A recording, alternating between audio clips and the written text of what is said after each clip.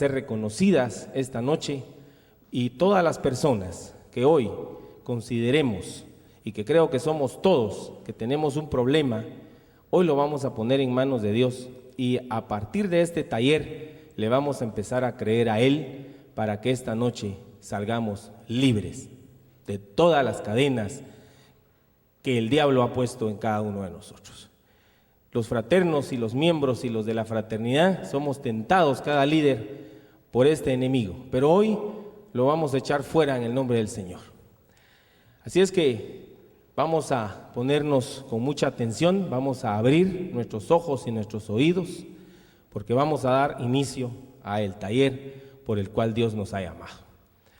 Para ello voy a tener el gusto y el privilegio de llamar a Carlos Villeda. Démosle un aplauso al Señor, un fuerte aplauso al Señor por la vida de este hombre, Carlos Villeda.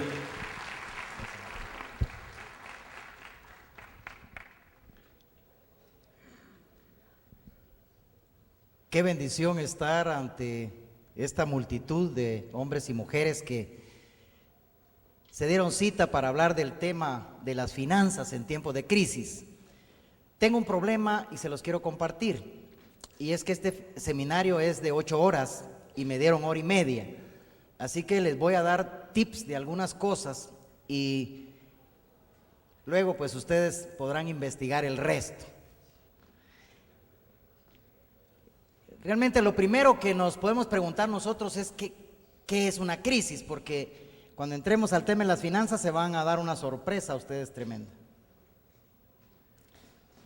El diccionario dice que crisis es un momento decisivo y peligroso en la evolución de las cosas. Este es un concepto del diccionario y no necesita anotarlo, usted lo puede buscar, pero un momento decisivo y peligroso en la evolución de las cosas. Las cosas suceden en el transcurso del tiempo, pero hay un momento que es peligroso porque se puede caer todo lo que se está haciendo, y ese momento es cuando la crisis da a luz. Hay crisis que obviamente pues tienen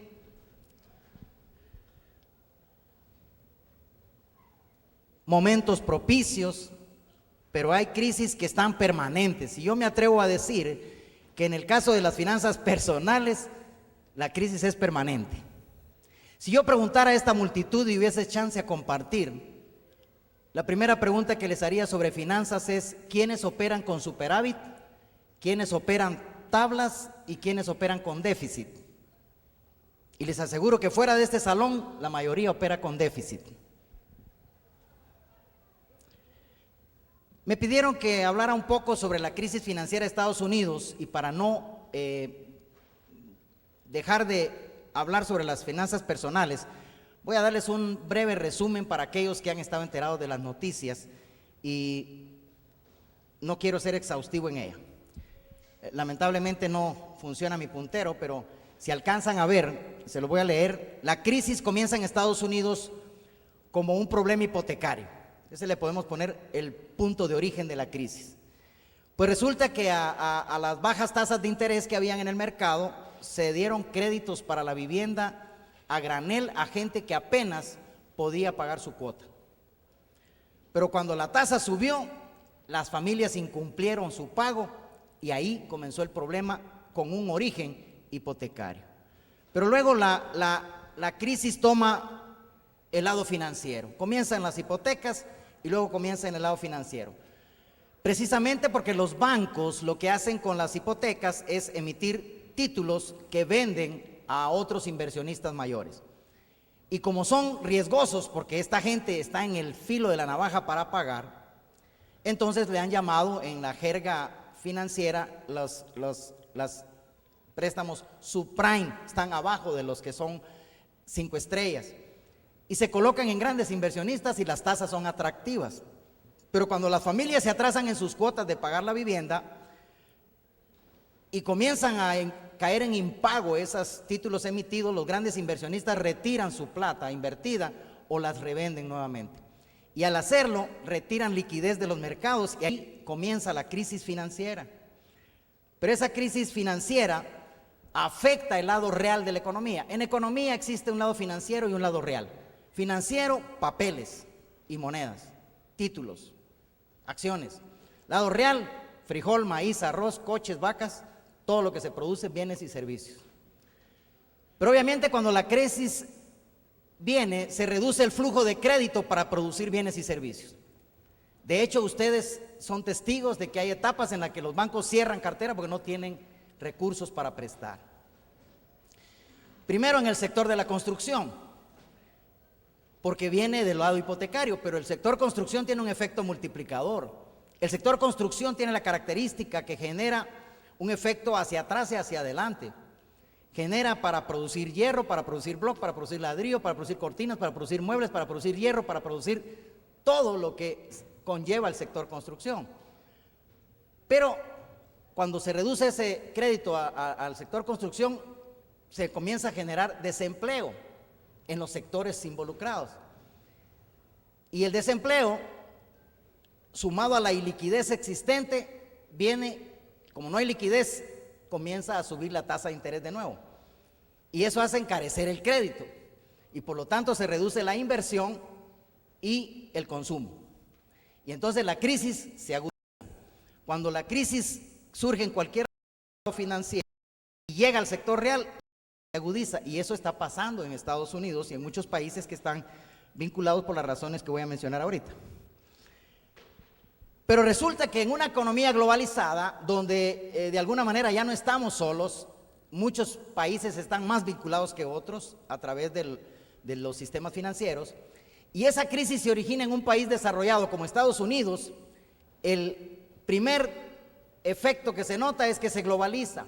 Ustedes oyeron o leyeron en los periódicos que la crisis se dio en Estados Unidos, inmediatamente hubo problemas en Brasil, hubo problemas en España, hubo problemas en Tokio, hubo problemas en Shanghái, y en Guatemala dicen, pues no tanto, pues aquí ni hay bolsa. O sea, no funciona la bolsa, o sea que no pega donde los países no están bien conectados. En algún momento los financieros dirían, lástima que no hay bolsa, pero ahorita dicen, gracias a Dios que no hay bolsa. Y eso se contagia por tres razones fundamentales, que no quiero entrar a detallar más de tres razones por cuestión de tiempo, pero en primer lugar, porque los mercados están interconectados. Una operación acá está hecha en la bolsa de Japón electrónicamente, están interconectados. Entonces eso afecta y contagia. En segundo lugar, porque al haber problemas financieros en un país como Estados Unidos, que le da líneas de crédito a todo el mundo, cortan el crédito. Los problemas que tienen los bancos en América Latina y en otro lado del mundo es que no tienen la misma línea de crédito que tenían en el exterior. Y eso va a afectar a nuestros países porque el financiamiento externo se reduce. Y en tercer lugar, porque nosotros, al menos en Centroamérica, saben ustedes que Guatemala, El Salvador, fundamentalmente, tienen una dependencia alta de las divisas que mandan nuestros hermanos migrantes. Y obviamente, si aumentó el desempleo, si hay liquidez, si tienen problemas, se reducen. Leí hace poco que ya las remesas se habían reducido en un 8 o 9% ya para este año.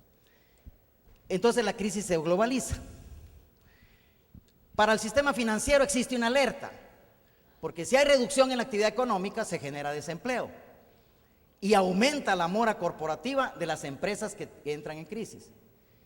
Y el desempleo aumenta la mora en los créditos para el consumo. Y si a esto se suma los bajos niveles de liquidez y que los bancos en los sistemas latinoamericanos no están bien capitalizados por la misma ley que se los permite, entonces el riesgo aumenta. Gracias a Dios en nuestro medio la banca ha estado sin ser afectada por estos fenómenos en principio. Pero la banca tiene que ser cautelosa en el futuro precisamente porque el problema no ha terminado. Eso sería en esencia lo que puedo ilustrarles lo que está pasando en Estados Unidos. Y si nos preguntan, ¿qué pasa? Siempre en una crisis hay perdedores y hay ganadores. Yo anoté acá dos elementos para tipificar a los perdedores. En la crisis, perdedores son aquellos que pierden su vivienda, pierden su empleo y pierden su riqueza. Hay mucha gente que se ha tirado de los edificios por lo que perdió. Y precisamente porque el Dios de ellos es la riqueza. Y los ganadores, pues obviamente son aquellos que tengan capital suficiente para soportar la crisis y aquí quiero que entren todos ustedes y yo, aquellos que a las crisis les llamamos oportunidades.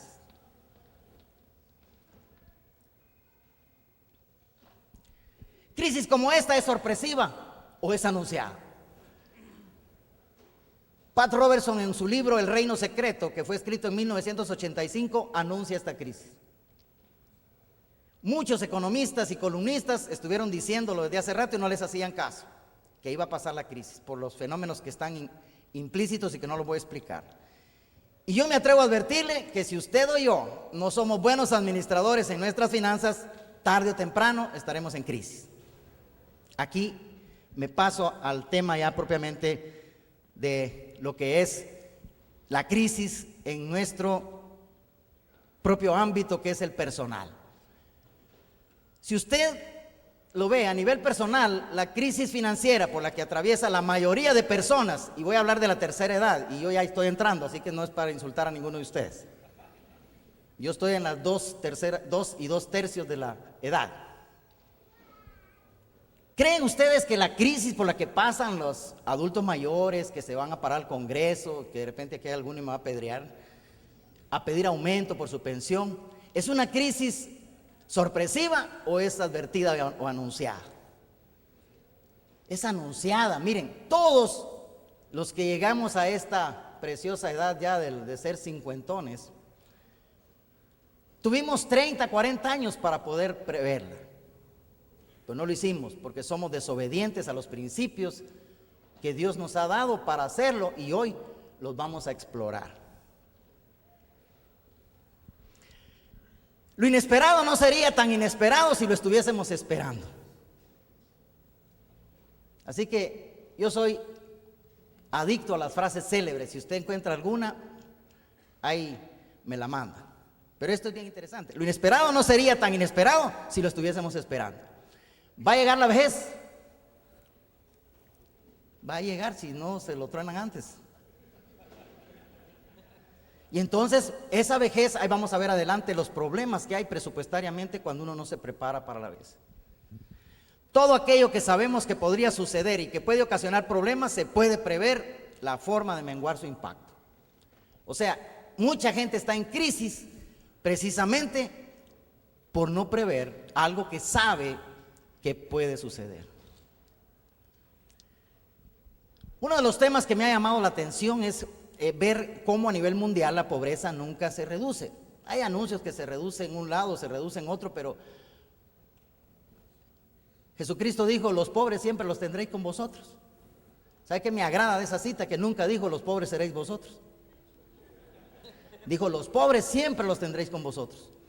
De acuerdo a las instituciones que tratan el tema de la pobreza, hay una línea roja que ahí se ve un poco de color ladrillo, que se llama la línea de la pobreza. Esa línea de la pobreza marca los diferentes niveles de pobreza. Y yo encontré estos. Abajo hay un grupo que se llama extrema pobreza. ¿Lo alcanzan a ver atrás? Si no, se paran. La extrema pobreza es aquella donde está el grupo de personas que no llegan ni siquiera a reunir su dieta mínima. Fíjese que no dije canasta, dije su dieta mínima. Es la gente indigente que anda con una taza de café al día si se la regalaron, que anda con un pan al día si se lo regalaron. Luego está la gente pobre. El grupo de pobreza incluye a aquella gente que no tiene ni siquiera para cubrir su canasta básica. Hablando de comida, alimentación, techo, educación, y está en nuestros países, se dice que el 80% de la gente está ahí. Y eso pues es preocupante porque no es el plan de Dios que esté la gente ahí. Estos dos grupos, si yo les voy a hablar de finanzas, me van a tomatear. Porque ellos lo que quieren es pan, lo que quieren es techo, lo que quieren es vestido. Pero hay otro grupo de pobres que yo le llamo pobreza relativa, y ahí siempre va a haber pobres. Hay un poema que se oye mucho para las fiestas de Navidad que se llama Desiderata, lo han oído, ¿verdad? Si te comparas con los demás te volverás vano y amargado, porque siempre van a haber personas más grandes y más pequeñas que tú. Si se juntan 10 personas y uno gana 10,000, el otro gana tanto y el último gana 5,000, ese es el más pobre relativamente. Y esta gente confiesa, mire, es que yo soy pobre. Si compara un pobre de Guatemala con un pobre de Estados Unidos, se va la sorpresa, porque el pobre de allá es porque no ha podido cambiar televisor durante los últimos 2 años. No ha podido cambiar carro durante los últimos 2 años, pero el pobre de acá es diferente, tiene otro nivel, entonces es relativo. El pobre relativo no me preocupa porque ese, si se compara con los demás, siempre va a estar mal. Sí, es que yo estoy mal porque ese Bill Gates gana más que yo. Pero ahorita le voy a hablar del pobre que a mí me preocupa como una persona que Dios me ha llamado a compartir el tema de las finanzas. Y aquí podríamos haber varios de esos. Y digo podríamos, aunque yo no me debería incluir, pero es la pobreza voluntaria. Si Dios le ha dado a usted dones, talentos, trabajo, ¿por qué es usted pobre? Porque quiere. Hoy Dios nos va a hablar a través de los principios que tenemos acá y va a ver usted que mucha gente es pobre porque quiere.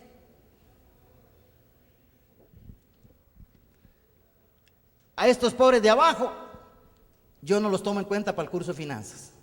¿Sabe para qué me sirve ese cuadro de abajo?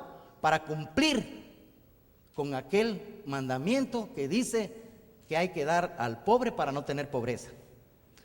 Que hay que prestarle al pobre para que sea Dios al que le prestamos, para ayudar al prójimo. Ese grupo que está ahí es aquel que vimos desnudo y le dimos vestido. Es aquel que le vimos con hambre y le dimos de comer. Es aquel que lo vimos sediento y le dimos de beber.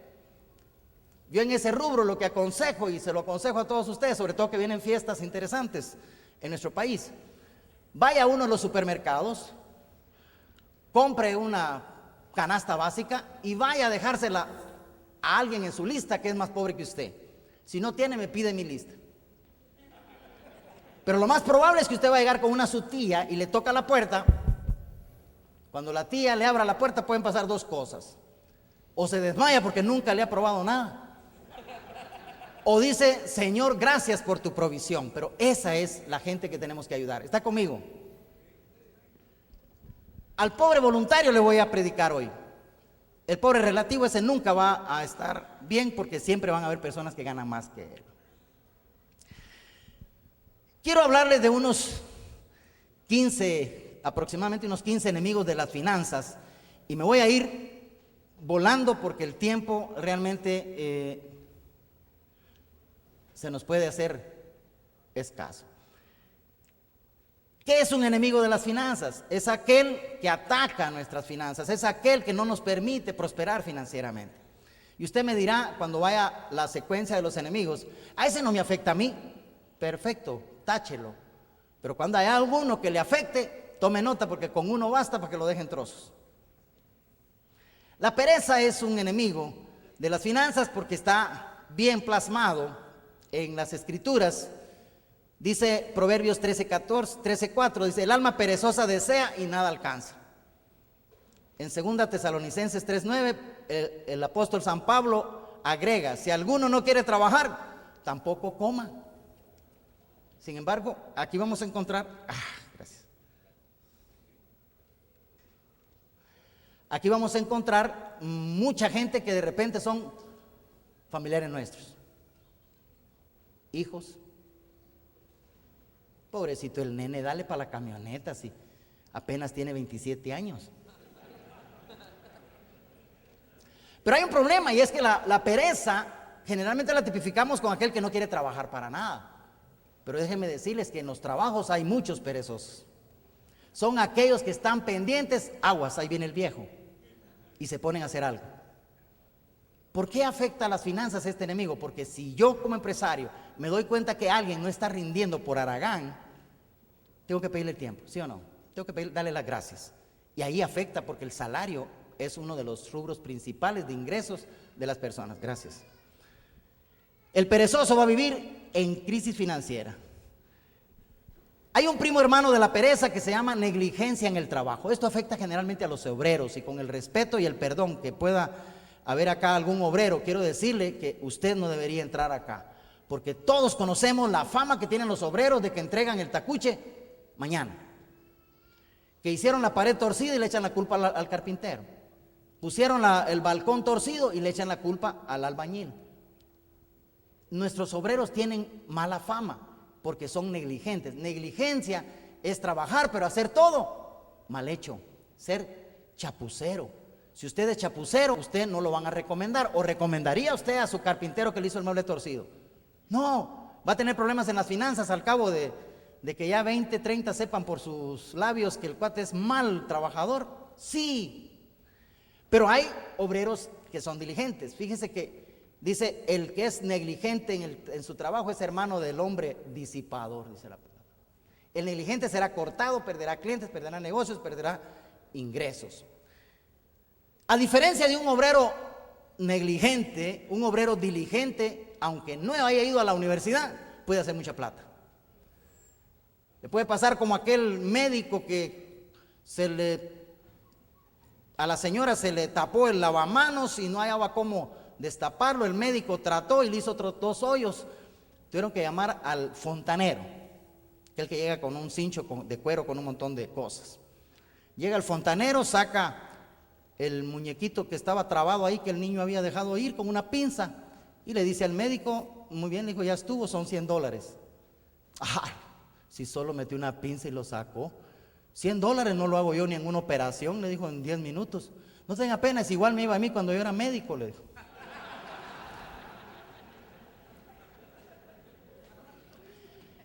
El tercer enemigo se llama el consumismo, y ese consumismo, mis queridos amigos, los afecta a todos los que estamos acá. Usted no se escapa, señora, de que llegue alguien. ¿Quiere este jabón que le quita manchas? Mire, no hace espuma, entonces si lo me trae, vale 100 en la calle, pero yo se lo dejo a 80, y si me lo trae ahorita se lo dejo en 75, y todavía le regalo esta manita para que le rasque la espalda a su marido. Todo el mundo anda vendiendo. Vienen meses peligrosos para las finanzas, y el consumismo está de moda. Usted ve una película en los canales nacionales, 1 hora es de anuncios y 15 minutos de película. Todo el mundo le anda ofreciendo, todo el mundo le anda vendiendo, y ¿sabe qué es lo peor? Que todo el mundo les compra. Ese es el consumismo. No vayan a confundirlo, no es aquella señora que se quejaba que andaba con sus mismos zapatos, con su mismo vestido, con su mismo marido. Hay una presión del entorno y del mercado. El uso de mercadotecnia ya no se encamina a descubrir sus necesidades, sino a creárselas. Es increíble lo que está haciendo la tecnología. Hace un par de años leí en internet que iban a comenzar a vender olores por internet. Imagínese usted que esté oliendo un bistec y no le queda otra que hacerle la pantalla así, porque no puede comérselo, pero la gente lo compra. El consumismo es tal que si usted pinta una piedra de rojo y le da un brochazo de blanco, la vende para Navidad. Y afecta más a los compradores compulsivos, aquellos que no se hallan sin andar comprando algo. No le vaya a pasar la de aquel que venía de Miami para Guatemala y se para un amigo en el avión y lo ve que está metiendo un esquí en el cuento de guardacosas. Vos, ¿y para qué llevas un esquí a Guatemala? Le dice. Puchica, 75% rebajado, mano, le dice. Cuidado con algunos meses del año. En diciembre hay compradores y hay vendedores. Usted no tiene prohibido comprar, pero le aconsejo que venda primero para sacar con qué. Y si puede comprar en diciembre, compre, pero cuidado porque viene otro enemigo adelante que es aquel que compra sin tener dinero. El conformismo, aceptar una situación o condición o negarse a superarla. Quien se conforma con el trabajo que tiene y decide no aprovechar oportunidades ni de estudio ni de negocios, cuando pierde ese empleo entrará en crisis financieras. Conozco personas que estaban de contador en una institución bancaria. Estudiaba, hombre, graduate, hombre. No, aquí estoy bien, gano más que cualquier profesional. Pum, lo cortaron y tiene ya 12 años de ser taxista. Con el problema que ser taxista no es malo, que no le sale ni la cuarta parte de lo que ganaba el contador. Y han salido oportunidades y no se puede recomendar porque no tiene el grado académico necesario. El conformismo es quedarse donde usted está teniendo oportunidades. La moda.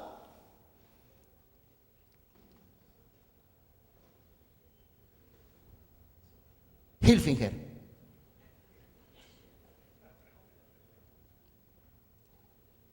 Pantalones anchos, pantalones angostos, corbatas anchas, corbatas angostos, celulares que tienen de todo para mandar mensajitos, es la moda. Es la moda. Sin embargo, en eso gasta mucha gente por estar a la moda. La moda puede ser una erogación constante de recursos que usted no necesita. Su carro es modelo 95, pero el que salió ahora tiene las velocidades en el timón. Usted lo quiere. Ahí le voy a hablar de los carros después. Pero la moda, usted me entiende, cuando sale algo nuevo, cuando salió el iPhone, durmieron en las banquetas la gente para comprarlo. ¿Y sabe qué es lo triste? Que yo vi en el periódico a un amigo conocido que lo entrevistaron y le dice, cuénteme, ¿cuál es la emoción suya para haber hecho cola para comprarlo? Ah, es que aquí puedo mandar mensajitos, dice. Nada que ver, erosiona la moda, pero no quiero entretenerme ahí. Lentes, si son de marca, pues son mejores. Pero muchos que no tienen posibilidades no deberían de ir a comprar esos de marca. Vayan a la Francis Boutique. Bueno, eso es en inglés, en español se dice Paca.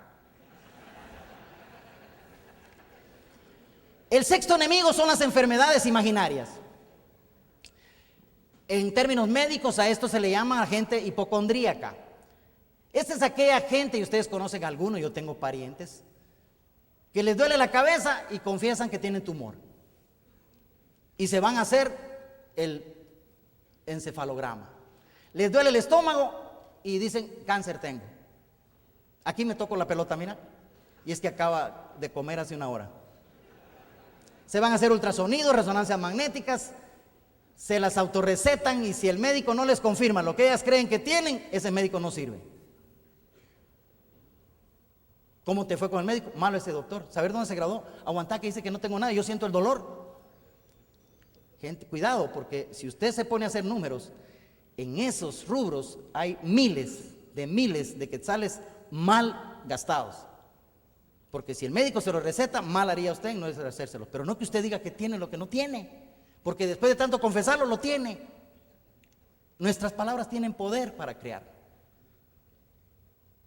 Tarde o temprano estas personas entran en crisis de salud y en crisis financiero, salvo que tengan un cónyuge con plata para que les dé sus gustos.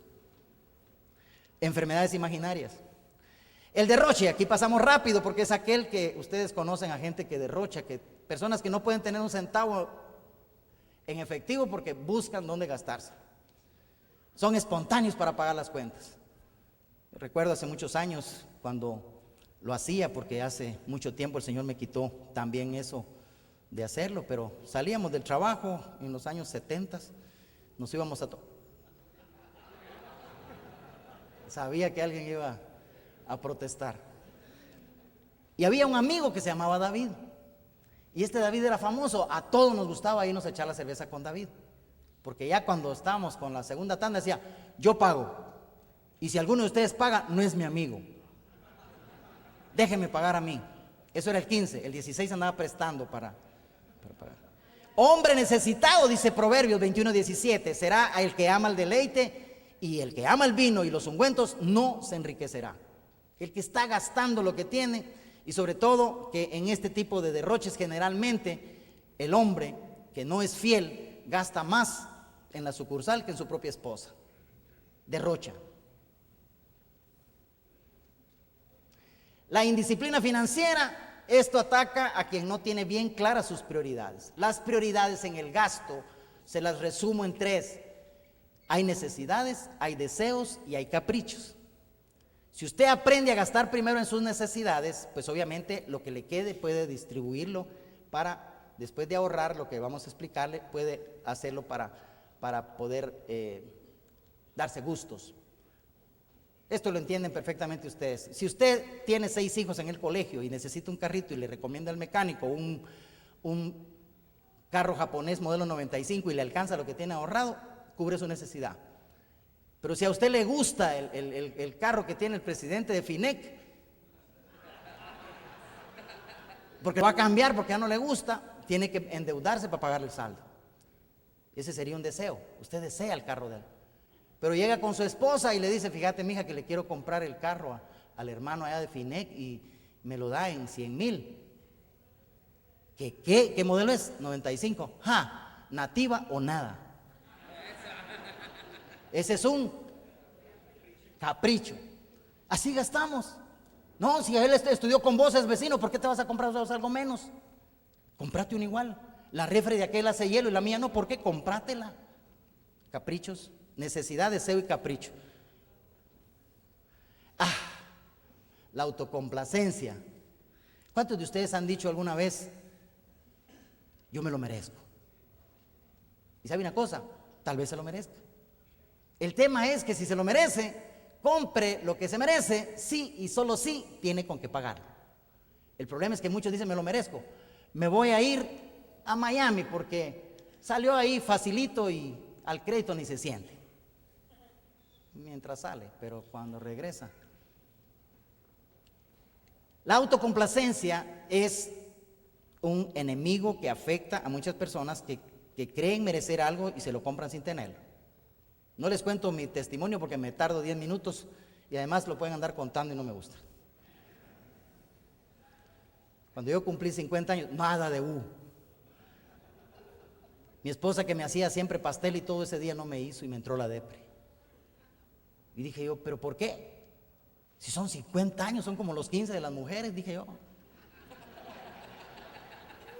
Y me voy, llamo a mi amigo, le dije, mandame aquel televisor de 42 pulgadas y le pones esa cosa que se llama home theater, no sé cómo. ¿Cuánto es? 20,000. Dámelo. Mi mujer me ve entrar y me dice, wow, ¿qué te pasó? Nada, le dije, me entró la depre, estoy cumpliendo años. Y me lo merezco. No me dijo nada. Me dijo, cuando cumpla yo, ojalá te entre la depre, yo quiero carro, me dijo.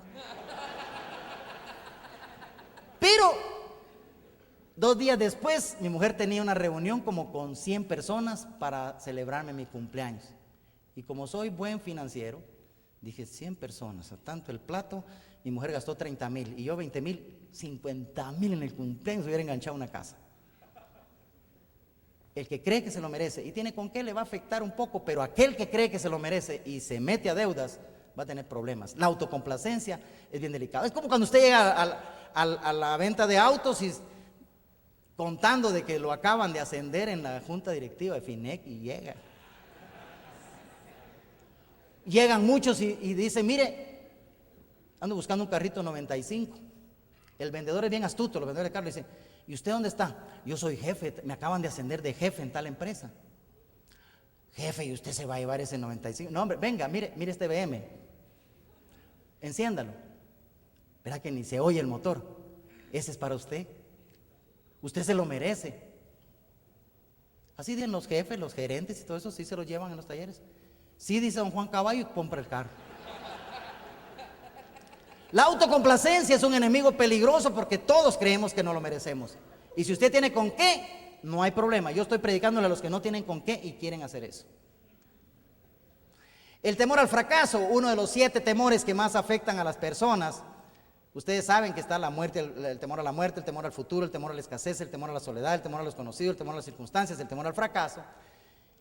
Es que hay mucha gente que tiene oportunidades de negocio. Mira, métete ahorita a comprar 50 cajas de uvas y las vendes porque yo tengo los clientes. No. ¿Y si no las vendo? Temor al fracaso. Vos sos bueno para contar chistes, poné un circo. ¿Y si me crecen los enanos?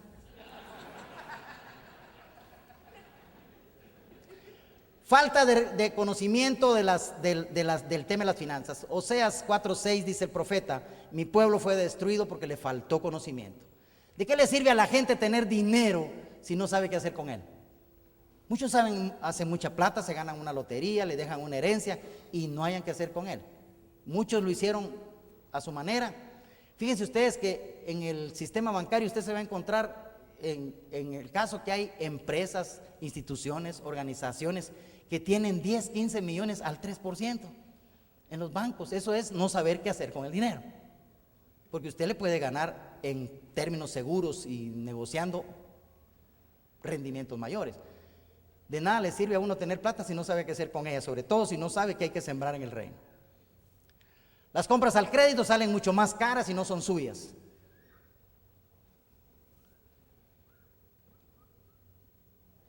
La vanidad. ¿En qué barrio vive usted? De acuerdo a lo que gana. ¿Qué carro usa usted? De acuerdo a lo que gana. ¿Qué cilindraje tiene su carro de acuerdo a lo que gana? ¿Qué celular usa usted de acuerdo a lo que gana? ¿Qué ropa viste usted de acuerdo a lo que gana? ¿Qué reloj? ¿Qué marca? Etcétera, la vanidad. El testimonio no tiene sentido. Una persona que me llegó a plantear su problema financiero y pagaba 5,000 quetzales de alquiler mensuales y su déficit era como de 7,000 mensuales. Cuando le pregunté por qué no se cambiaba, me dijo, no, es que ese es buen barrio para mis hijos. Pero todo el mundo no lo podía pagar. Un hermano que tenía un carro de 8 cilindros, cuando compartí el testimonio, me dijo, mire usted, yo no me había dado cuenta, yo compré el carro porque cuando me miraban en esa de 8 cilindros, sobre todo si se paraban a la par mía, yo los dejaba, me dijo, y el carro me dejaba a mí también, pero sin plata. Compré un japonesito de los que usted me recomendó, mire, y ni me acuerdo echarle gasolina. Cuidado, la vanidad es un enemigo que afecta a muchas personas y sobre todo a las mujeres. La mujer que es guapa no necesita mucha vanidad. Y además si sonríe se ve más guapa porque las escrituras dicen que el corazón alegre hermosea el rostro. Pero si tiene todos los adornos que pueda, pero anda como un perro bautizado en jugo de limón, de todo modo saber fea. No me malinterprete, usted puede comprar carro, vivir en un barrio bueno, en un carro excelente, reloj bueno, sí lo puede pagar, está conmigo, sí lo puede pagar. Las deudas y las fianzas son el enemigo número 1 y creo que sería todo el seminario de 2 horas y no voy a poder compartirles, pero la deuda es un problema mundial, a nivel de país, a nivel de personas, a nivel de familias. Estados Unidos es el país más endeudado del mundo, sin embargo dicen que es el más rico del mundo, o era, pero las deudas al consumo están a punto de estallar. Por si ustedes no lo saben, la mayoría de empleados del sector público que están endeudados reciben en su planilla 20, 40 quetzales de sueldo líquido. Es una bomba de tiempo. Si viene la crisis de desempleo con ellos, van a tener problemas serios. La deuda afecta la relación con Dios, porque yo no puedo llegar delante de Dios si estoy pendiente de que va a timbrar un señor con casco y en moto. Afecta a la familia y afecta a los demás. Si usted le presta a alguien, esa persona se le va a empezar a esconder, va a perder amigos. Afecta la relación entre Dios, entre la familia, entre las personas. Seduce y esclaviza, y ustedes saben lo que dice Proverbios 22:7. El que presta es esclavo del que le da prestado. Estuve presidiendo una institución bancaria y fui testigo de cómo llega la gente. Lick, por favor, el que llega a pedir por favor a alguien está dependiendo de lo que esa institución haga. Si quiere, lo ayuda, si no puede, no lo ayuda, pero está esclavizado. Y Dios nos ha llamado a libertad, decía el canto. ¿Por qué se endeuda la gente? Bueno, porque gasta más de lo que gana, punto. Porque sirvió de fiador a un sinvergüenza. O de repente no era sinvergüenza, pero se murió y no estaba asegurado el crédito. Cuando usted firma como codeudor, usted está adquiriendo la misma responsabilidad del deudor. Un director de un banco me dijo, mire, Lick, si usted sigue predicando de que la gente no se endeuda, va a quebrar al banco. Yo le dije, no se preocupe porque yo se los enseño, pero nunca me hacen caso. Al extremo que un día compartí el seminario, un sábado, el lunes iba en el ascensor y un joven a la par me dice, buenos días hermano. Buenos días. ¿Qué anda haciendo acá? Le digo, aquí míreme, todo lo contrario de lo que usted nos enseñó el sábado. Me dieron ganas de imponerle manos, pero empuñadas. Quien no puede enfrentar una situación inesperada, también. ¿Por qué gasta la gente más de lo que gana? Por pretender vivir arriba de sus posibilidades, por no prepararse financieramente para el futuro, emergencias, estudios, vejez, por gastar por emoción, por imitar el estilo de vida de otros.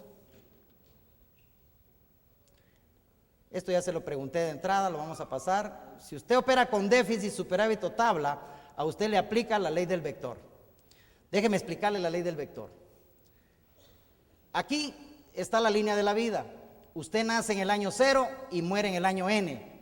Y si no me cree, voltee a ver a su vecino porque probablemente no viene a la próxima convención.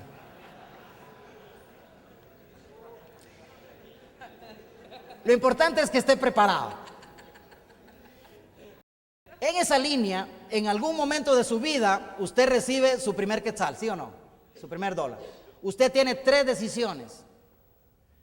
Si usted decide irse por la línea, usted se gasta lo mismo que gana. Estoy tablas. Si usted decide agarrar hacia abajo, usted recibe 10 y gasta 11, comienza a agarrar para acá. Y la ley del vector dice que entre más pasa el tiempo, más se separa el vector de su origen. Usted dice, no, pero solo 10 debo, el año entrante debe 20, el año siguiente 40, y cuando se muere deja hipotecada la casa de sus hijos y deja deudas y deja problemas. Pero si hace lo contrario, si recibe 10 y gasta 9, usted va a ahorrar 1 acá, 2 acá, más el interés compuesto acá, y va a dejar una herencia. Y la Escritura dice que el hombre justo debería heredar a sus hijos y a los hijos de sus hijos. Empiece a ver qué le deja a los nietos ya. Además, si usted agarra por la línea de acá, usted dice, no hay problema, soy sobrio, no gasto más, ni gano, ni me queda nada. Cuidado, porque la dieta que usted tiene acá no es la misma cuando ya tiene 60. Cuando usted está joven, leche, pan, frijol, pizza, o cuarto de libra, papas fritas, Coca-Cola y un helado. Pero cuando usted llega a la edad de adulto mayor, sus gastos son medicina. Alguien dice que los jóvenes ponen en sus tarjetas, nuestros regalos los compramos en el almacén tal. Ya los que celebran bodas de plata ponen nuestros regalos en la Liga del Corazón.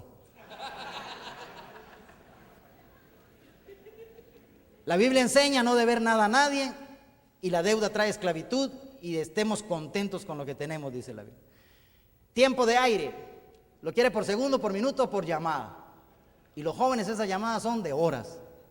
Cuentan todo el partido al cuate y le cuentan a la novia todo lo que estuvieron platicando el sábado de 8 a 9 porque ya llegaron a la casa y son las 9:30. No saben para qué es el celular. Tiempo de aire es un enemigo y las empresas de tiempo de aire lo han acomodado a gastar. Si se pusieran de acuerdo, fíjense lo que estoy diciendo, ojalá que no lo hagan porque van a decir que yo soy el culpable. Si se pusieran de acuerdo las compañías telefónicas todas y dijeran a partir de este mes ya no hay tiempo doble ni triple, usted ya está acostumbrado a gastar el triple y el doble y el cuádruple, y entonces va a tener que sacar la plata porque no saben para qué es el celular. El celular no es para contar partidos, es para usarlo para un mensaje o para una emergencia. Confesiones negativas. No, usted es que yo soy pobre y de familia numerosa, yo nací pobre y pobre voy a morir. Todavía dijo alguien metiendo un doble pecado, mire usted, a mí la deuda me quebranta, pero el orgullo me levanta. Doblemente fregado. El decir no tengo es una confesión negativa. El decir es que, porque uno acostumbra a decírselo a sus hijos. Yo le dije a mis hijos, cuando yo les diga no tengo, repréndame. A cada rato me reprendo. Entramos a ver los principios de las finanzas. Fíjese pues, hay muchos más enemigos, agréguelos usted. Yo le quité todos los principios que sonaban así meros bíblicos y todo eso se los quité para no enredarlos. Pero esos que le mencioné, alguno dirá usted es enemigo, me afecta a mí. Piénselo y combátalo. Pero los principios son la clave para poder vivir bien. Cuando usted esos principios los convierte en valores, usted vive bien. Un principio es algo eterno, algo fundamental, algo básico que rige la conducta de la vida de quienes lo quieran aplicar. Un valor es un principio que usted se apropió de él. La integridad es un principio que está ahí y la integridad nunca falla, es eterna y funciona. Pero es un valor si usted es íntegro. El principio tiene que ver con el hacer, el valor tiene que ver con el ser. La puntualidad es un principio, ahí está, es buena, es eterna. Pero si usted es puntual, ese es un valor suyo. Entonces yo quiero que usted anote, porque estos principios de la siembra y la cosecha van a tener sentido cuando usted los aplique a su propia vida. Le voy a mencionar 10 principios, reduje la lista que tenía para poder cubrirlos. Y el principio de la siembra y la cosecha es un principio de finanzas, es un principio de la agricultura que usted lo puede apropiárselo para usted. Y tiene por lo menos 5 elementos que yo quiero mencionarle. Cuando hablamos de la cualidad de la semilla o especie, allá en Génesis dice, cada semilla produce según su especie. Por lo tanto, si yo siembro frijol, cosecho frijol, si siembro maíz, cosecho maíz. En la jerga financiera, y hablando no de lo espiritual, sino de lo natural, si usted quiere tener plata, aprenda a invertir, punto. Aprenda a invertir, solo las inversiones, y ese capítulo lo quité al final porque es muy extenso. Aprenda a invertir. Pero también tiene que ver con la calidad de la semilla. Cuando se cuenta la historia de Caín y Abel, dice que Dios despreció la ofrenda de Caín y a Caín, y le agradó la ofrenda de Abel. Cuando usted lo lee detenidamente, porque él escogió lo mejor para llevarle. El otro haber escogido los frutos que ya no vendía. La calidad de la semilla. Muchas veces le llaman, es que esta es semilla de exportación o de importada, dicen, porque es calidad, va a producir mejor fruto. Pero también tiene que ver con la cantidad. Ahí están las citas bíblicas, anótelas si quiere, yo solo las puse referencia. Pero la verdad es que si usted siembra una mazorca, obtiene determinado fruto, pero si usted siembra 10 quintales de semilla, va a tener hectáreas o caballerías de producto. Todo va en función de la cantidad. Si usted compró una acción de 10 quetzales hace 60 años, ahora se queja que solo tiene una, pero si usted hubiera comprado N acciones, tendría más resultado. La cantidad está directamente proporcional a la cosecha. Y el cuidado del abono, porque obviamente no es lo mismo que usted deje que las hormigas se coman la semilla o las aves o la mala hierba las mate. Usted tiene que echarle abono, echarle fertilizantes, echarle venenos para los animales, y ese da mejor fruto. El cuidado.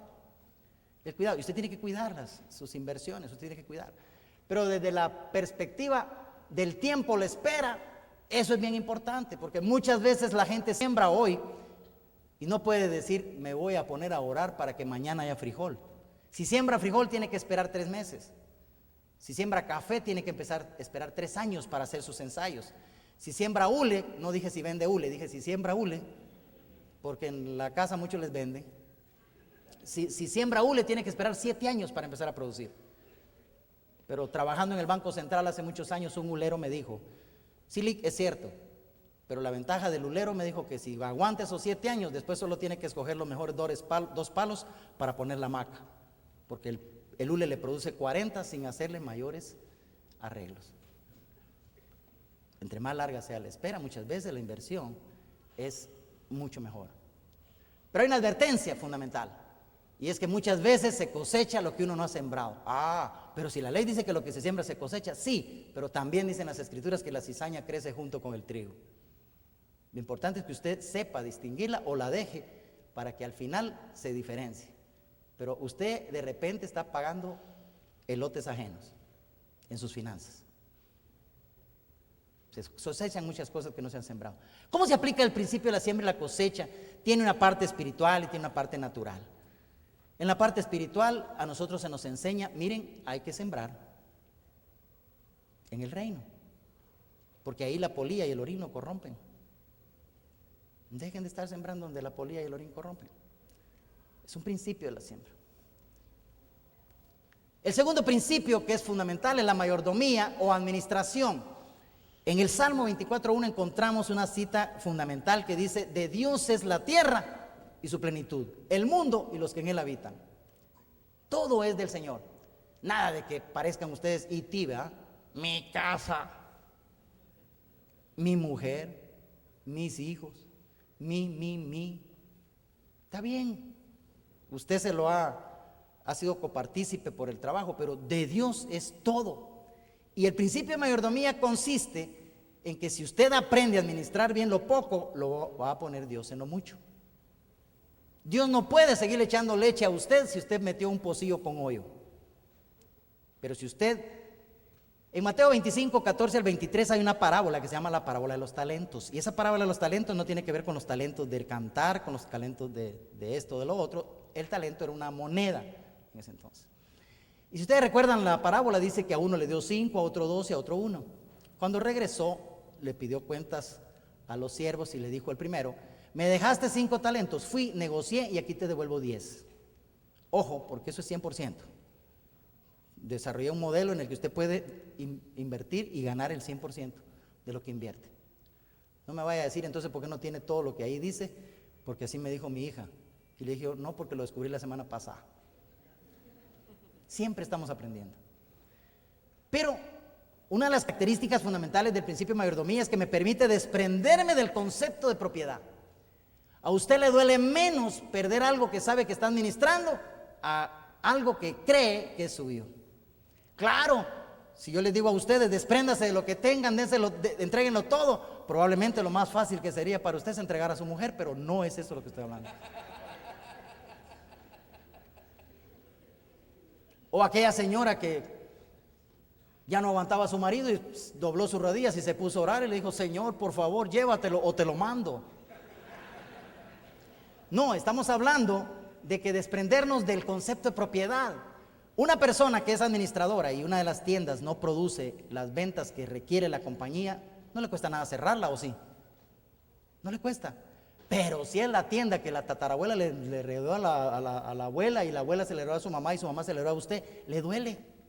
Y la tienda es buena, pero no tiene rendimiento porque usted es el que se come los tortillas, las Coca-Colas y se le regala a los hermanos de Finec cuando llegan y no le pagan. Duele desprenderse de algo que creemos que es nuestro. Yo tuve una experiencia interesante en mi vida. Tengo un hijo en silla de ruedas y cuando él estaba en esa condición, con mi esposa llorábamos y decíamos que por qué eso había sucedido. Llegó alguien a orar por nosotros y dijo, entréguenselo al Señor, no es de ustedes. Costó, pero llegamos y le dijimos, Dios, este hijo es tuyo, gracias por prestárnoslo. Mire, y de eso hace ya 10, 12 años y disfrutamos tanto a nuestro hijo, aunque sabemos que Dios lo puede levantar de la silla, así como hoy están anunciando acá una noche de milagros. Yo creo eso, pero en tanto lo haga o no lo haga, eso no importa. El apóstol Pablo llegó con Dios y le dijo, por favor Jesús, por favor Dios, quítame este aguijón que tengo, bástate mi gracia, le dijo. Porque el poder se perfecciona en la debilidad. Pero nos cuesta entregar las cosas y a veces le entregamos nuestra vida a Dios y nos cuesta entregarle los chunches. Si usted me puede contestar, ¿quién cree usted que disfruta más la granja del puerto, el dueño o el guardián? Elemental, mi querido finequista. Sí, el dueño llega una vez al año si puede.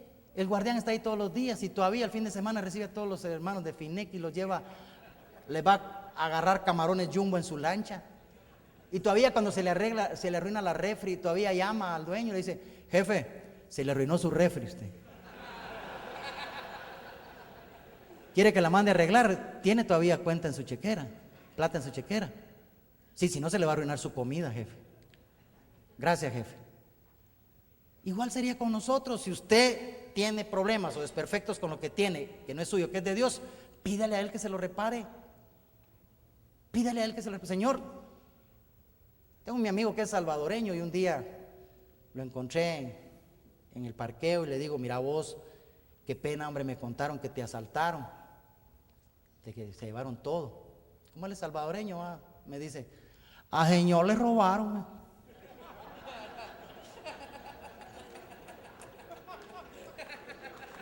Un aplauso para el Señor.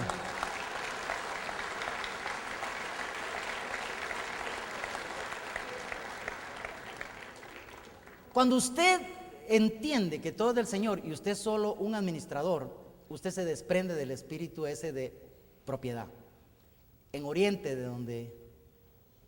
por allá donde yo vengo, siempre que me piden dar mi testimonio, les digo que mi papá es de Chiquimula, mi mamá es de Zacapa, yo soy de Izabal y la pistola la cargo bajo el sillón de carro. Se mata a la gente por un pedazo de terreno. Y tal vez en Occidente también y también en el sur, porque hay ambición por querer tener lo mío. No importa que me pase sobre los otros. Cuando usted es administrador, solo debe tener clara una cosa. Va a venir el Señor y le va a pedir cuentas. Y el día que le pida cuentas, le va a decir, bien buen siervo y fiel, en lo poco fuiste fiel, en lo mucho te pondré. Y si no lo ha hecho, siervo inútil. Por lo menos hubieras puesto el dinero en un banco, ahora no digo nombres, antes decía. Y me hubieras dado los intereses, eso dice la parábola. José es un ejemplo bíblico de mayordomía, no lo voy a desarrollar porque el libro de José a mí me encanta para compartir temas diversos, administración, visión, incluso para enseñarle a los jóvenes qué es lo que tienen que hacer para salir huyendo cuando una vieja los quiere violar.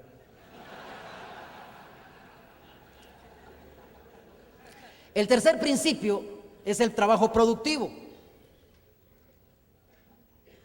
Este es fundamental, incluso revisando el folletito de Demos Shakarian, dice precisamente, coincide con muchos principios que yo he desarrollado acá, coincido 100% con él en sus conceptos. Y realmente el trabajo, mis queridos amigos, es el mejor canal de provisión que usted puede encontrar. Solo debemos de pedirle a Dios que bendiga el fruto de nuestras manos. Proverbios 6:6 habla de la hormiga. Aprendan a la hormiga, perezosos, miren, trabaja en el verano. Cuando uno mira en Animal Planet, esos animalitos cargando hojas 5 o 6 veces más grandes que ellos, cuando las cámaras enfocan las cuevas donde están los montones de hojitas, y para usted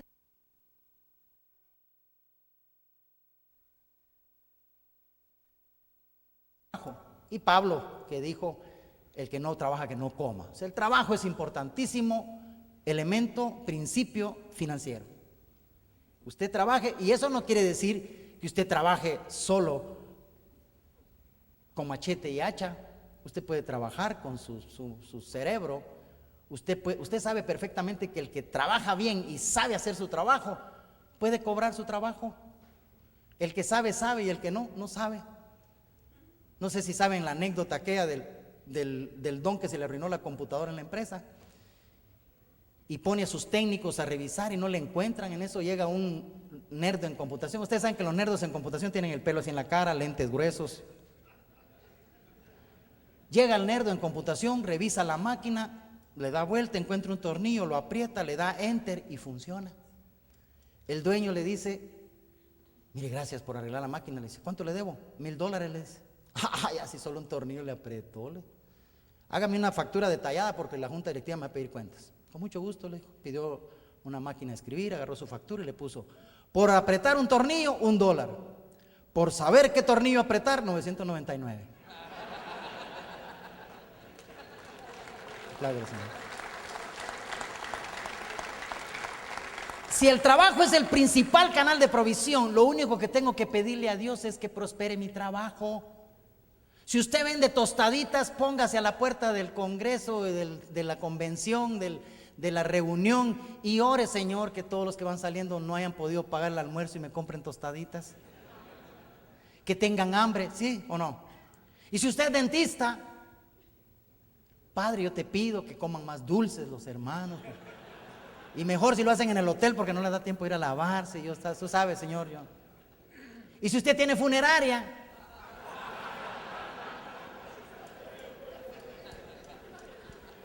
pídale a Dios que se mueran aquellos que ya conocen a Cristo como su Señor y Salvador. Y los demás que todavía tengan una oportunidad.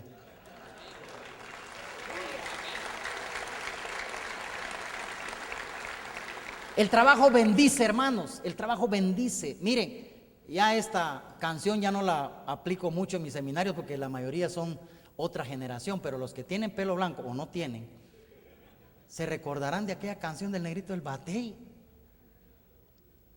que el trabajo para él es un enemigo. Dice, si Dios puso a trabajar a Adán desde que lo puso en el huerto, vaya a ponerle nombre a los animales, mire, haga. El trabajo es bendición.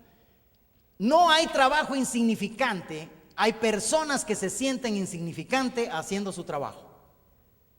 Todo trabajo dignifica. En una ocasión entrevistan a un gerente de una empresa multinacional en Estados Unidos y le dicen, mire, nosotros sabemos que su competencia tiene grandes fortalezas más que ustedes, pero ustedes son mejores. ¿Por qué? El empresario le dice, mire, tal vez porque nosotros nos propusimos en el cuerpo de trabajadores a trabajar 1 hora más, le dijo. Y hablamos con el gerente que si por esa hora más la empresa tenía más resultados, que si nos daba un pequeño porcentaje. Le dijo, pero trabajar 1 hora más no creo yo que sea la razón. ¿Cómo no? Le dijo, fíjese que alrededor del mundo somos 7500 empleados y entonces estamos trabajando 7500 horas diarias más que la competencia. Trabajo trabajo diligente. El principio del dominio propio. Un hermano me oyó mal este término, me dijo: mire hermano, a mí no me hable de demonio propio, yo tengo uno en la casa.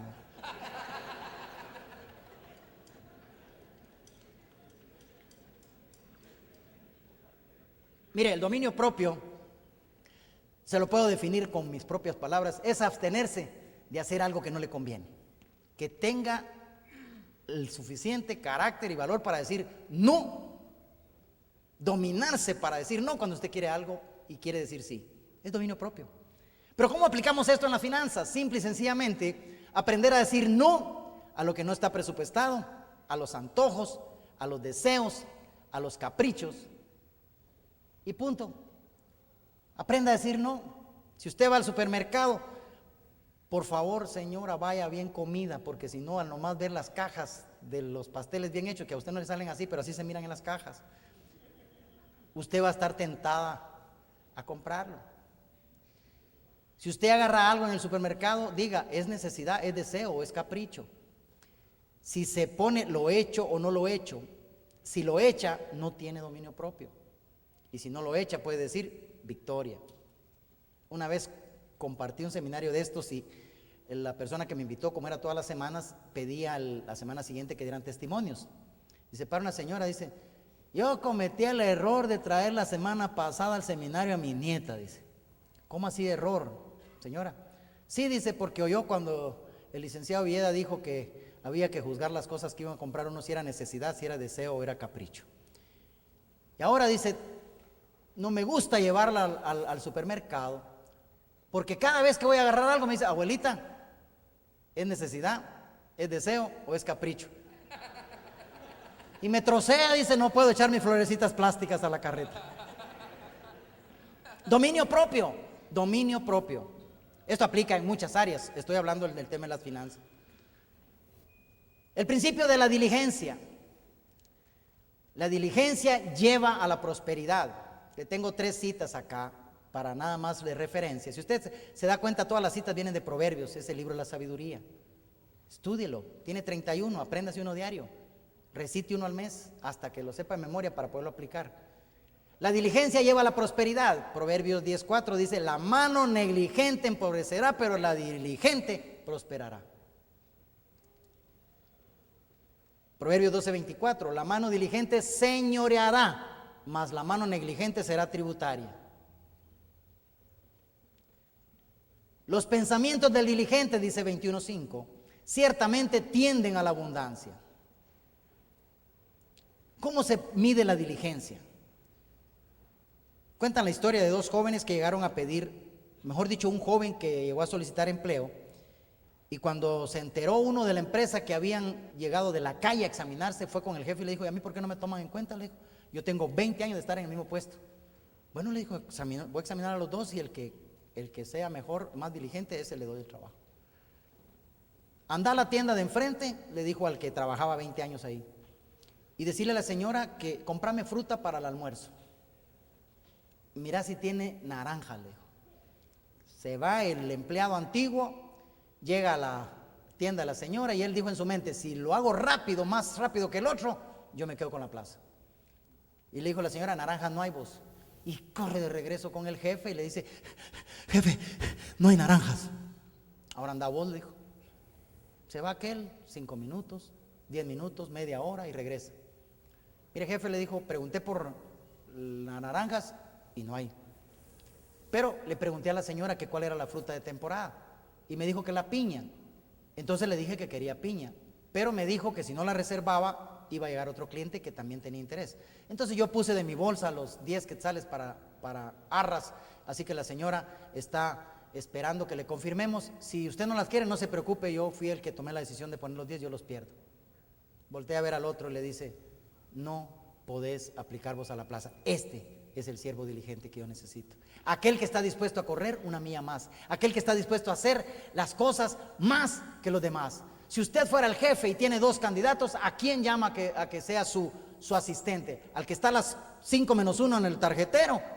Y bravo porque a veces se quedó en segundo o tercer lugar y marca las 5 y 1. O aquel que le dice a usted, jefe, ya terminé mi trabajo, se le ofrece algo más, quiere que trabaje. Mire, a esa gente diligente en las empresas la llaman culebras. Sí, pero usted es diligente porque dice la Escritura que usted debe hacer las cosas para agradar a Dios y no a los hombres. Y si usted lo hace, que le digan culebras, pero usted va a ascender a ellos, no, punto. El siervo diligente va a estar delante de los reyes. Es importante la diligencia como principio para poder prosperar. El principio de contentamiento. La persona que aprenda o aprende a estar contenta con la provisión de Dios en cada etapa de su vida y aplica los principios, siempre será próspera y será feliz. Y ojalá que todos los de FINEC puedan decir que ese principio lo manejan, porque una de las frases célebres de FINEC es: nosotros somos los hombres más felices de la tierra. Contentos con lo que tenemos. Eso no es conformismo. Contento con lo que tenemos. Nosotros podríamos decirle a la gente cuando nos pregunte: mire, no tengo todo lo que quiero, pero viera cómo quiero todo lo que tengo. Con lo que tengo. El problema de la gente viene por compararse. Desde el Edén viene el problema. Usted no está contento porque ve que tienen los otros y quiere tenerlo. Ve cómo viven los otros y quiere vivir igual, pero usted no está a ese nivel. Si usted aprende a vivir bien en el nivel 1 y es fiel en todo lo que hemos hablado, usted puede pasar a nivel 2, usted puede pasar a nivel 3. Usted no tiene limitado a quedarse en el nivel 1 toda la vida, pero sea contento cuando está en el 1, para pasar al 2 contento y para pasar al 3 contento, en teniendo sustento y abrigo, dice la Escritura. Estén contentos con eso, no es conformismo, pero no estén bravos por lo que no tienen, estén agradecidos por lo que tienen. Y si usted revisa todo lo que tiene, el día que va a hacer una lista de todas las cosas que tiene para darle gracias a Dios, usted va a darse cuenta de la sorpresa que lleva. La falta de contentamiento está dado por las comparaciones. No se compare con nadie. Sí, es cierto, él salió del mismo colegio suyo, pero lo que no sabe usted es que su papá le fue el que le dejó la casa, le dejó la lavadora y a usted le tocó comprarla. La comparación lleva a la codicia y eso es pecado. Este principio es fundamental en las finanzas. Y yo quiero que usted tome nota, porque los principios del reino de Dios riñen con los principios del mundo. En el mundo le dicen a usted: si usted quiere tener más, quítele a los demás. Y se lo dicen técnicamente: ganemos mercado.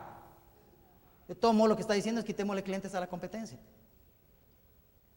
Pero en el reino de Dios dice: es mejor dar que recibir. Si dando es como recibimos. Dios ama al dador alegre. No den por necesidad. Dar del hombre potencia el dar de Dios. Dando es como se recibe. Proverbios 11:25 dice: el alma generosa será prosperada. Qué interesante, ¿cómo es posible que dando recibimos? Son contradicciones que existen en la mente del ser humano, pero es un principio divino. Dios nos dio el ejemplo. Proverbios 19:17 dice: a Dios presta el que da al pobre. Qué interesante, porque esto no pareciera tener una norma financiera. Eso no lo aprenden en Harvard, en Yale, en la San Harvard, dice mi hijo, él va a la San Carlos. En 2 Corintios 9, 7 y 8 dice: cada uno dé como propuso en su corazón, no con tristeza ni por necesidad, porque Dios ama al dador alegre. Cuando se presentaron a dar las ofrendas enfrente en el templo, Jesús estaba parado a la par y vio ricachones que echaban un montón de billetes, y vio una señora que echó una blanca, 5 lempes, para ponerlo así en buen chapín. Y él hace una observación, dice: esta mujer dio más que todos, porque ella dio todo lo que tenía. ¿Sabe una cosa? Yo he llegado a la conclusión que cuando se trata de dar, hay 3 o 4 direcciones. Hay un dar de Dios a los hombres, y si se lo resumo ese mensaje, Dios le da a los hombres todo, pero El Señor me regaló un mensaje de 2 horas también para explicarle qué es lo que Dios le da a los hombres en forma desagregada. No es para hoy. Pero también hay un dar de los hombres a Dios. Y el hombre a Dios solo le puede dar primicias, diezmos y ofrendas, nada más. Cada quien como lo interprete, pero eso es lo que puede darle el hombre a Dios. El hombre puede darle a su prójimo y el hombre se debe dar a sí mismo. Pero cuando nosotros hablamos de darle a Dios, yo no quiero desarrollar todo el tema ni de las primicias, ni de los diezmos, ni de las ofrendas, porque no es mi intención, ni tendría tiempo. Pero lo resumo con esto. Si usted quiere saber qué es lo que el hombre le debe dar a Dios, dele las 3T. ¿La alcanza a ver allá? Las 3T. Tiempo, talento y tesoro. Cuando usted aprende a darle a Dios, usted potencia el dar de Dios. Nunca puedo ganarle a Dios cuando se trata de dar. Lo que sí es importante es una paradoja que la gente no entiende, que cuando yo estoy con problemas más serios, es cuando más le debo a dar a Dios, ya sea tiempo, ya sea talento, ya sea tesoro. Porque cuando yo estoy en necesidad, es que Él me quiere bendecir, pero primero quiere que yo le dé. Quiero aprovechar este principio acá para que nosotros pongamos en práctica este talento. Voy a pedirle a los encargados de la ofrenda que se pongan listos, y quiero que usted, si cree en este principio, si está en la palabra, es verdad. Y yo quiero decirle que en mi propio testimonio personal me resistía hace mucho tiempo a hacerlo, pero cuando uno aprende a dar, tiene que estar preparado para recibir. No porque usted lo haga por necesidad ni por querer chantajear a Dios. Es un principio y los principios funcionan, son eternos, y si Dios lo dijo, es verdad. Así que yo voy a orar en un paréntesis acá, porque me parece que es el punto idóneo para que podamos pedirle a Dios que le bendiga en sus finanzas. Yo sé que Dios le ha hablado. Dios le habló a través de los enemigos. Yo sé que más de alguno dijo usted, me está haciendo daño. Pero le está hablando a través de los principios. Y Dios está tratando con cada uno de nosotros. Y yo voy a hacer una oración para que Dios lo bendiga, porque Él bendice al dador alegre. Él ama al dador alegre. Padre, yo te pido que si aquí hay gente, mi buen Señor, que tiene ese espíritu dadivoso, Señor, que tú le sigas bendiciendo. Pero si aquí hay gente con necesidad, yo también te pido para que tú vengas a sus vidas y les hables a su corazón, entendiendo que esto es un principio, que para recibir hay que dar primero. No se puede recibir sin dar. Y tú nos diste el testimonio más grande, que diste a tu Hijo por nosotros. Hoy, Señor, si aquí hay gente que tiene necesidad, que tiene desempleo, que está pasando por enfermedad, que tiene hijos en crisis por problemas de drogas, Señor, no se puede comprar tu favor, pero tú que conoces el corazón y lo escudriñas, sabes perfectamente que no te puede quedar sin recibir aquel que ha dado. Además, Señor, la obra que este ministerio de FINEC hace a nivel internacional depende de ti primeramente, y luego de esas ofrendas generosas que tus hijos dan. Es por eso que yo te pido que hoy le multipliques, Señor, a todos aquellos que disponen en su corazón dar la mejor ofrenda, porque no se trata de darte lo que nos sobra, sino de lo mucho que tú nos das es que te damos.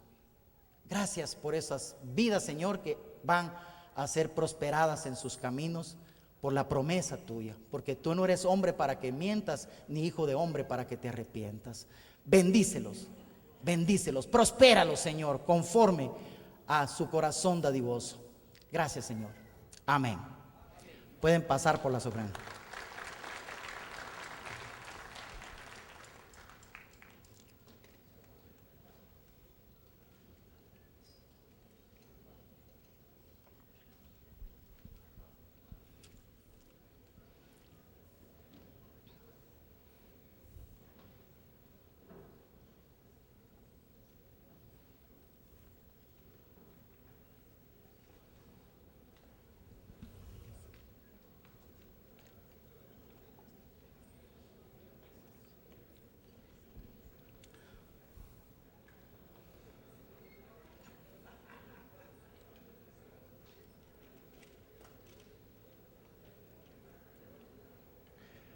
Fe es acción, dice la Escritura. Así que qué bueno que estemos poniendo en práctica uno de los principios. Y practícalo, siga dando. Vaya a buscar a esa tía que le conté, a ver qué sucede, qué milagro sucede en la vida de ella cuando usted llegue con esa.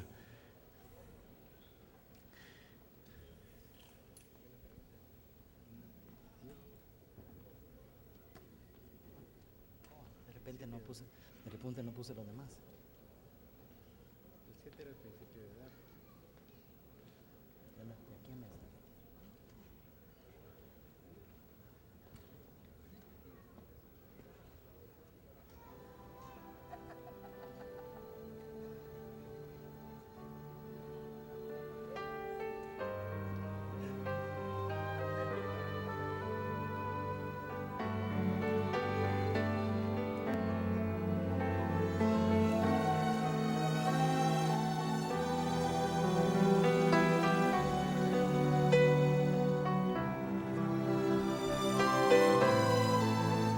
En 5 o 10 minutos terminamos, así que no lo voy a poner a hacer ningún ejercicio.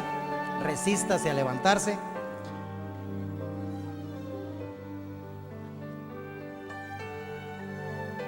Hay que darle a Dios tiempo, talento y tesoro.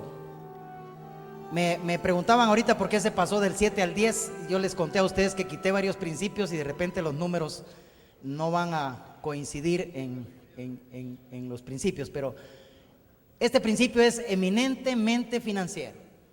Aquí no hay mucho de espiritual. El principio del ahorro y la inversión. El ahorro se define como la diferencia entre el ingreso y el consumo. O sea, la parte del ingreso que no nos gastamos. Eso es el ahorro. La inversión, póngame atención, la inversión consiste en los recursos colocados en activos que producen rendimiento. Es diferente el ahorro de la inversión. A nivel macroeconómico, yo soy economista y los economistas decimos a nivel macro el ahorro es igual que la inversión, pero dentro de eso hay un proceso para poder equipararlos. A nivel personal, el ahorro es lo que a usted le queda después de gastar de su ingreso. Y lo puede tener en el colchón, lo puede tener en un banco, lo puede tener en cualquier otro lado, pero no le está generando nada. Cuando usted compra activos que le generan rendimiento, entonces se convierte en inversión. El concepto de inversión pura es el tener dinero en activos productivos. Lástima que no voy a desarrollar todo este tema de cómo hacer inversiones sabias que el Señor me regaló, pero le quiero adelantar que uno de los grandes problemas que tenemos en las finanzas es que a veces compramos activos, pero no nos ponemos a reparar qué tipo de activos compramos. ¿Cuántos de ustedes no tendrán una banda eléctrica para hacer ejercicios que la compraron y nunca se han subido a ella, o se subieron un día y se doblaron el tobillo, no lo usaron? ¿Qué le produce esa banda a usted ahí? ¿Cuántos no tienen una bicicleta estacionaria que no han usado? ¿Cuántos no tienen muebles bonitos y cambiaron los que tenían y estaban buenos? ¿Cuántos no cambiaron mueble de comedor? ¿Cuántos no se pusieron, teniendo el dinero disponible, decidieron primero comprar una casa para irse a vivir? El concepto financiero, no quiero discutirlo con usted, es algo que podemos platicar largo y tendido después. El concepto financiero de inversión aplica sí y solo sí está en activos que generan rendimientos, son activos productivos. Si usted hace una lista de todos los activos que tiene y tiene un porcentaje mayor de activos improductivos, usted está siendo mal mayordomo de sus finanzas. ¿Cómo así? Pues sí, porque si tuviera más activos productivos, eso le genera para comprar más activos improductivos. Pero si es al revés, usted no sale.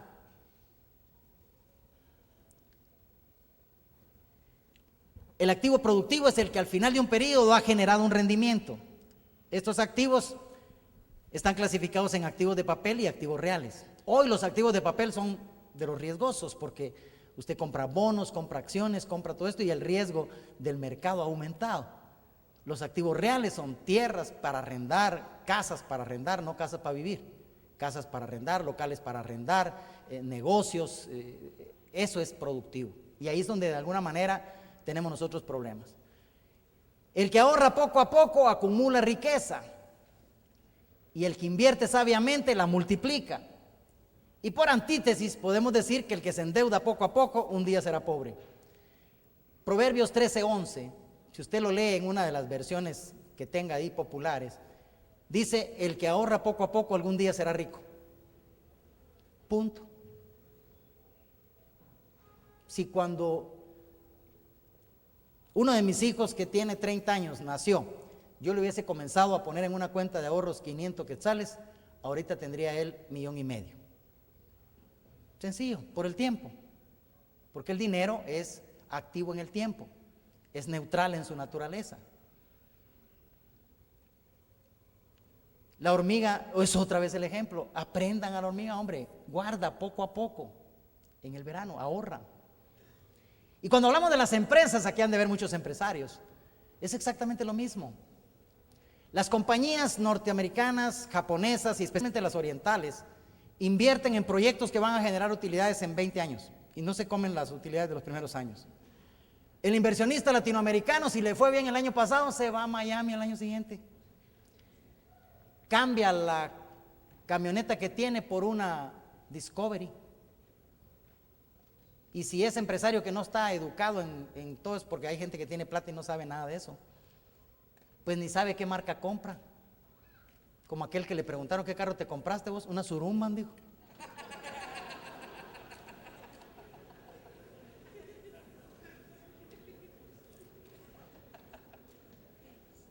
El principio de la solvencia financiera. ¿Se recuerdan que hablamos de un enemigo fatal que se llama deudas?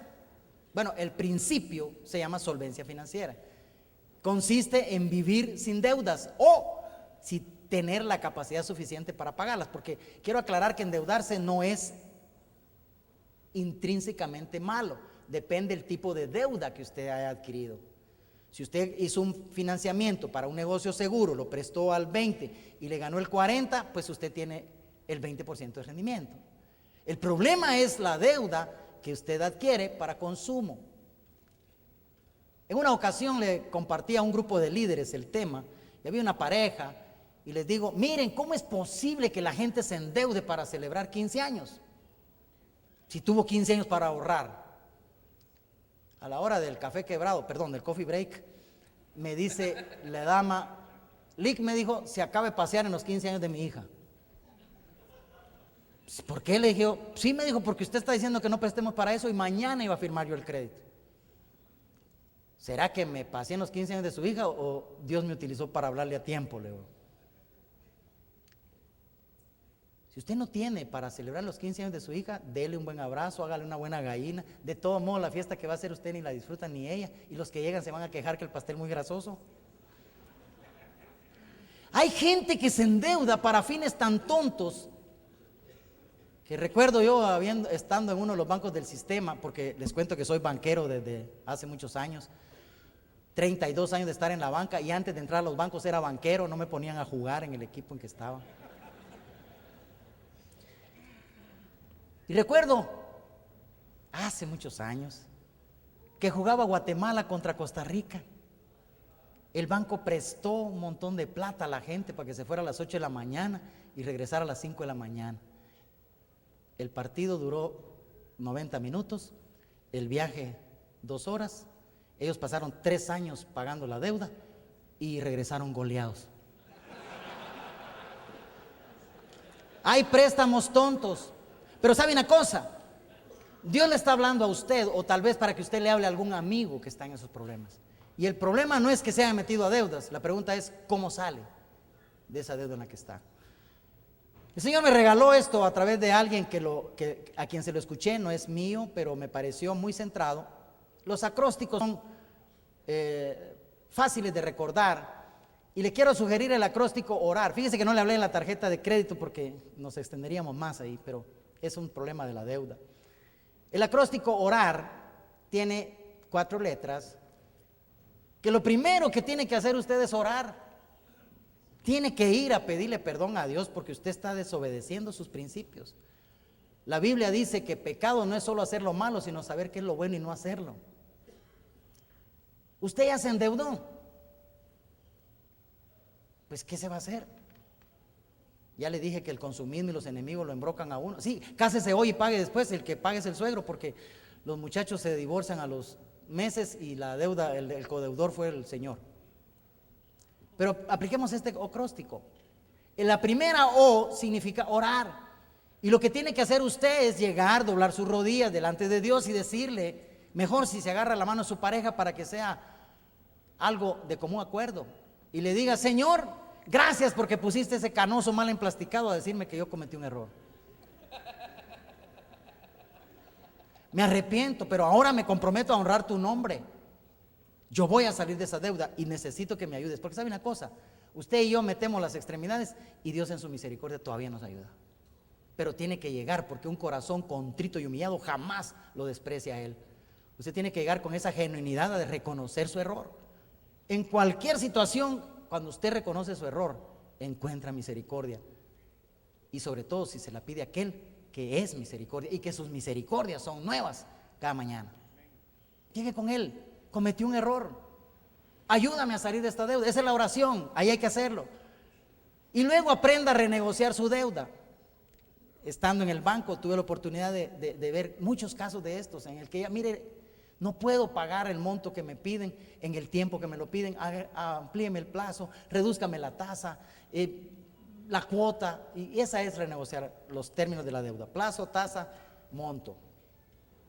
Muchos casos incluso se han encontrado, no con los bancos porque los banqueros no tienen corazón, pero con mucha gente se ha encontrado incluso que han perdonado los intereses, han perdonado la mora. Yo escuché el testimonio de una viuda que cuando se murió el esposo, todo se celebró bien y era un hombre de FINEC, muy querido por el grupo. Pero cuenta la esposa que cuando él murió al mes siguiente, a ella le tocó recibir todos los cobros y se asustó y se armó de valor y basada en estos principios se fue a hablar con sus acreedores. Y 3 de los 5 a quienes le debían le perdonaron la deuda. Usted puede pedirle a Dios encontrar gracia delante de los hombres. Por supuesto, si no se la perdonan, harta obligación suya es pagarla, solo mire cómo puede hacerlo. Pero renegociar la deuda es importante porque el deudor que se humilla y va a pedir ayuda, el acreedor ve que tiene el valor y quiere pagar. Cualquiera de ustedes que alguien le deba, si no le paga los 500 mensuales y llega a decirle que le puede dar aunque sea 100 mensuales, le diría que no, que sí. Que sí. Como decía mi madre, si el caballo perdido aunque sea las gamarras. Pero fe es acción. Hay que actuar. La A es actuar.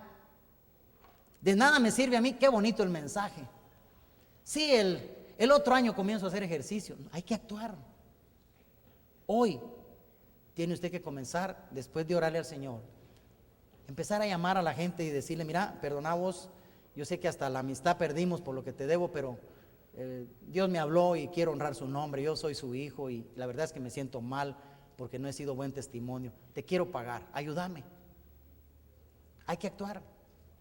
Hay mecanismos para poder actuar, se puede consolidar deuda, se puede pagar la deuda más cara primero, se puede pagar la deuda más pequeña primero, todo depende que usted se asesore bien para poder hacerlo. Y mi madre también decía, mira mi hijo, pero es que gallina que come huevo aunque le quemen el pico. Hay que reorganizarse. Si usted actuó mal y esos enemigos atacaron sus finanzas, a partir de lo que Dios le ha dado hoy, usted debería decir, no vuelvo a hacer lo mismo. Reorganizarse es actuar en una forma más organizada que como usted actuaba cuando cometió el error. A un pariente le llegó la cuenta de tarjeta de crédito a 60,000. Llegó con sus hermanos y dijeron todos, le vamos a poner un poquito y se la pagamos. Pero no le dijeron que no lo volviera a hacer. Al cabo de 2 años regresa otra vez con una de las hermanas y le dice, mira, fíjate que tengo un problema, me volví a meter a deudas y me quieren quitar mi taxi, que es mi trabajo, mi herramienta de trabajo. Y la hermana le dijo, muy bien, le dijo, ya te ayudamos una vez, hoy tomás aguantoformo, vas a buscar al emisor de la tarjeta y le decís que te haga un plan de pagos. 5 años pasó pagando la tarjeta de nuevo. Si usted no aprende, se convierte en el verdadero proverbio que dice la Escritura. El verdadero proverbio es que solo el perro vuelve a su vómito. Reorganizarse es importante para poder actuar conforme a los principios. Y el principio